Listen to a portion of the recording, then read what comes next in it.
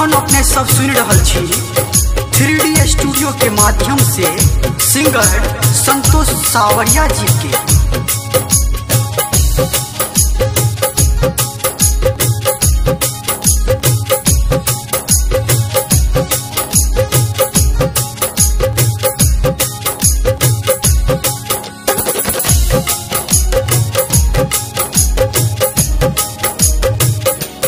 अपना बेटा के पुकार जननी सुनल करू, अपना बेटा के पुकार सुनल करू। जखन बजबै छी मैया आबल करू, जखन बजबै छी मैया आबल करू। अपना बेटा के पुकार जननी सुनल करू, अपना बेटा के पुकार जननी सुनल करू।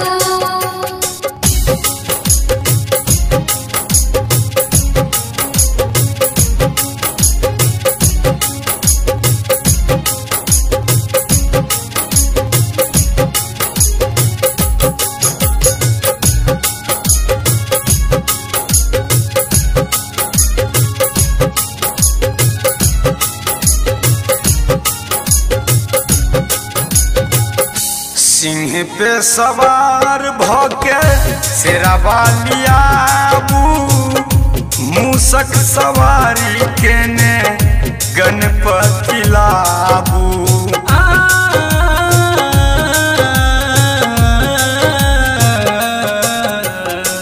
सिंह पे सवार भके शेरावाली आबू, मूसक सवारी केने गणपति लाबू। संग रिधि सीधी के बजाबल करू, संग रिधि सीधी के बजाबल करू। अपना बेटा के पुकार जननी सुनल करू, अपना बेटा के पुकार जननी सुनल करू।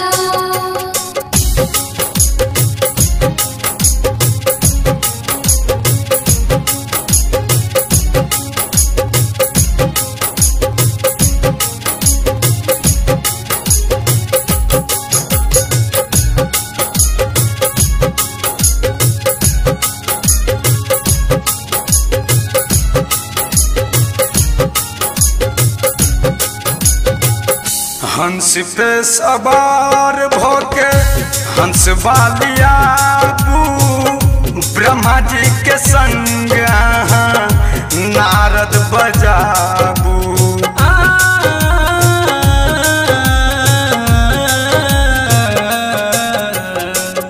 हंस पे सवार भोके हंस वाली आबू, ब्रह्मा जी के संग नारद बजाबू।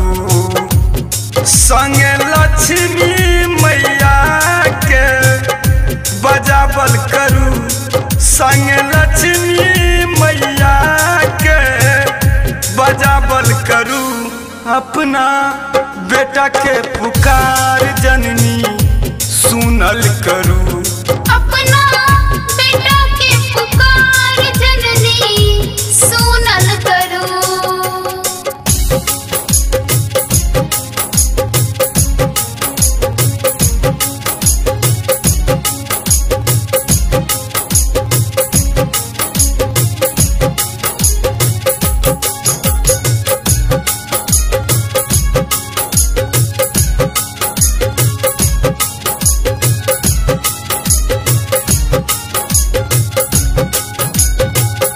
हे काली मैया जल्दी साबू, मयूर सवारी केने कार्तिक जिलाबू।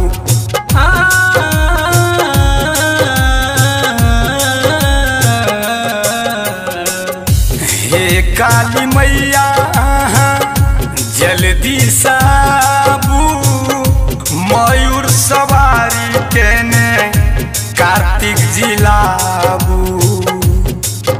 संगे भोला बाबायो आहूँ आवल करू संगे संतोष सावरिया के जावल करू अपना बेटा के पुकार जननी सुनल करू अपना बेटा के पुकार